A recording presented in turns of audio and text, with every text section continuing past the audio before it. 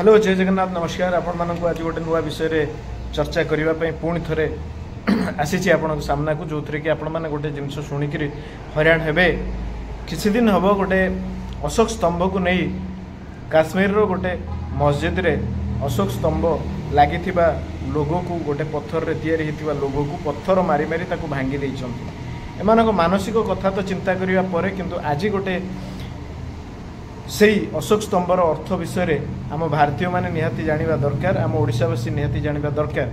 अशोक स्तंभर अर्थ होउछि तीनटा सिंह।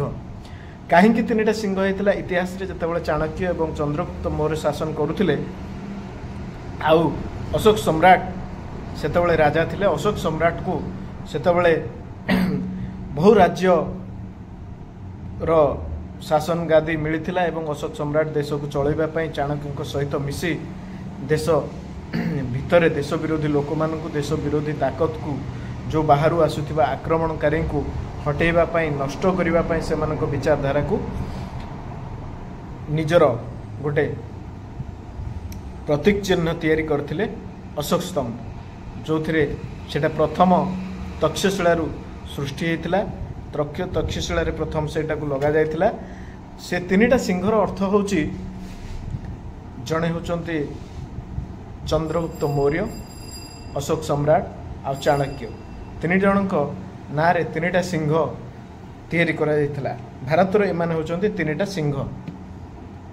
सेथिपई आज भारतीय इतिहास रो चिन्ह को भारतीय संस्कृति रो भारतीय हिंदू धर्म विश्वासी एवं हिंदू संस्कृति हिंदू परिवेश हिंदू लोक मानकर जो शहीद वीरंकर एभली भावरे चित्र को नष्ट करिबा मुस्लिम संप्रदाय मुस्लिम मानसिकतार परिचय आज देखा मिली। काश्मीर से मस्जिद रे दरगाह रे जो थे अशोक स्तंभ लगी बक बोर्ड लगे गोटे पत्थर शिला से भांगी पत्थर मारी मारी ताकू भांगी देइछन्ति।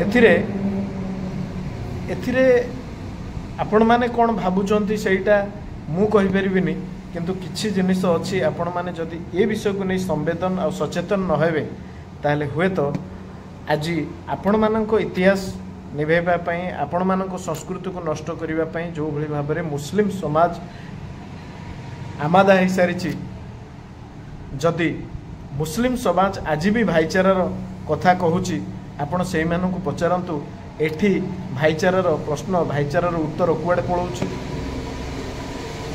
भारत रे रहिबा कानून को मानिबा एठी केते दूर संभव होईची केते दूर असंभव होईची ए विषय भी आपण निहाती जानिबा दरकार। कानून को मानुचंती बोली एमाने कहउचंती किंतु कानून तैयारी करिथिबा अशोक स्तंभ को आज पत्थर मारी मारी से माने निज दरगाह फोपाड़ी देइचंती बा चुना करी से पत्थर शिलारू बाहर कर देइचंती। आपण भाबंतु एमाने केते कानून रो पालन करूचंती।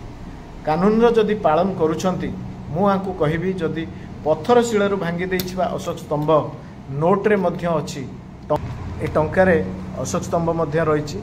अच्छा ए टंका को से माने ग्रहण करिवे कि ग्रहण करिवेनी से मानकु मु कहिबी जदि भारतीय मुसलमान माने अशोक स्तंभ को नहीं एते घृणा ताले पैसा को यूज करंतुनी तांको गोटे भल उपाय मु कहिबी ए पैसा यूज करंतुनी काहेकि ना आपनक प्रति जदि अशोक स्तंभ प्रति सम्मान नहीं ताले ए पैसार कोन आपनक प्रति मायने रखिबो सेटा भी मु भल भाबरे जानिछि।